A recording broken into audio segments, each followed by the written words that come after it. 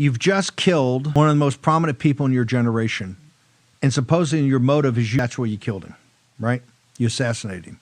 Probably the first living thing you ever killed in your life, and you did it in front of 3,000 people.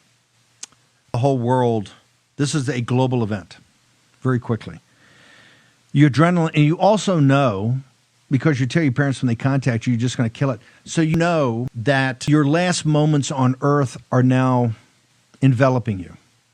That you just shot this guy, it's all over the news everywhere, and the cops are either going to kill you in a shootout or you're going to kill yourself before they take you, right? So your last moments on this earth are with you. And you're telling me that you write your boyfriend and say, Dad's going to be so mad about Grandpa's rifle. Dad's going to be so mad about Grandpa's rifle. Dude, your father is supposedly MAGA. Your parents were supposedly good people that raised you. They're Mormons, so they're supposedly rock-rid conservatives.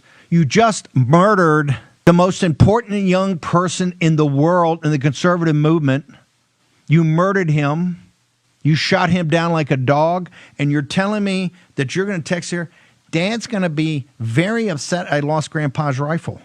Are you kidding me? While you're explaining everything, oh, left it here, but I think I got a palm print on it. I think I left a fingerprint on it, a palm print. You expect me to believe that? Also, and this is the entry, I really want to thank the engine room. I think this is one of the North Carolina engine room. Reminds me that Gutman, the ABC reporter, is getting teary-eyed. You know what he's teary-eyed about? He's not getting teary-eyed because they went through the capital murder charges for this guy. They're not getting teary-eyed and thinking there about how he, things on the bullet and shot him and killed Charlie Kirk in cold blood in front of the world, including his children and his wife. The reporter's getting teary-eyed and choked up because wasn't that tender? It wasn't very touching. I didn't expect that. It was very tender. Who gets the time to write a Shakespeare sonnet to your lover that's I'll be back in a couple of days when the heat's off? In that moment, does Shakespeare, is that what wells up in you, a Shakespeare-like sonnet that can draw tears from a hard-bitten ABC News reporter? David Muir, we got a question on that. How did the guy have time to write a sonnet? How did he worry about, Dad's really going to be upset about Grandpa's rifle? Dude, I think your father may be upset that you shot a man in cold blood in front of the world. The best of his generation. I think your parents they may talk about that first before they say, oh, by the way, did you bring the rifle back? Did you bring the gun back? That was Steve Bannon. Steve Bannon is not buying what the FBI is saying about the murder of Charlie Kirk. Steve Bannon is, I am going to say, from the calmness that he's just opened up this case, there are a lot of questions that the FBI needs to answer. By the way, I'm not an American. I do not live in America, but we have all watched Charlie Kirk's debate. I wasn't in line with some of the stuff that he was saying.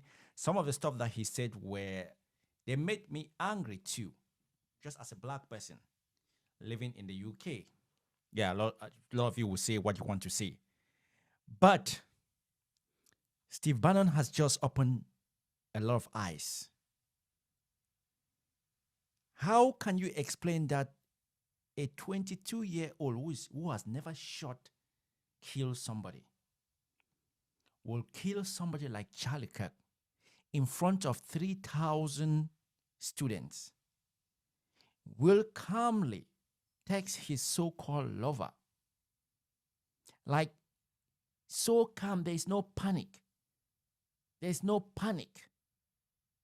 And he's saying that he thinks his dad is going to be mad because he lost Grandpa's rifle. Not that, oh my God, my dad is going to be mad. I just shot somebody. I just murdered somebody in cold blood. But that his dad is going to be mad because of the rifle. Make that make sense. And also, how do you think that somebody will kill a person, hide the weapon, and will try to go back, knowing fully well that it is all over the news, that they are hunting the guy who shot Charlie Kirk, and then you are telling your lover that you will try to go back to get your rifle, knowing fully well that that area is going to be jam-packed with law enforcement agents. No stone is going to be left unturned because they know that either the weapon is going to be around or the person who murdered, who took the shot, is still going to be hiding somewhere. And then you expect this young lad, Tyler Robinson, after having shot Charlie Kirk, knowing full well that Charlie Kirk is dead, and seeing all the outrage, how people are going crazy, to calmly tell his so-called lover that I will try to go retrieve the rifle. Make that make sense. Make that make sense. There is something crazy about this that we don't know if it's ever going to come out. And also now there's also Alex Jones. Alex Jones also is starting to bring his own conspiracy. It's just all confusing. We do not know. And also the way it was quick to bury him, it raises a lot of questions. His wife is back to running the business as if nothing happens. Imagine if that is your husband who is shot live. After 1 week, you're back to running the business as if nothing happens. After 1 week, you are smiling, knowing full well that the kids, the 2 children that you had with the now R.I.P. Charlie Kirk, may his soul rest in peace. We don't know if at that very moment he repented. Nobody knows. Only God knows. Knowing full well that your children will never see their dad, and your children will live till they die with the image of their dad being shot live. You are smiling. You are back to business as if nothing happens. There are a lot of questions. Alex Jones is asking his own question. Everybody is asking questions. What really happened? What really happened? Let me know in the comment section if you believe that Charlie Kirk was shot by Tyler Robinson, or let me know if you are also doubting. Also, the third one, let me know if you think that Charlie Kirk was killed by an insider.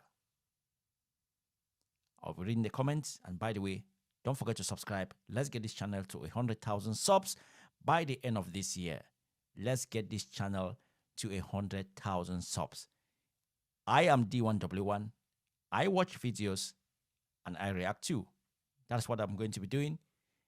I'm giving my opinion of what I'm seeing and what I'm hearing. It might be right. It might not be right. But let me know in the comment section what you think. See you guys on the next video. Stay safe.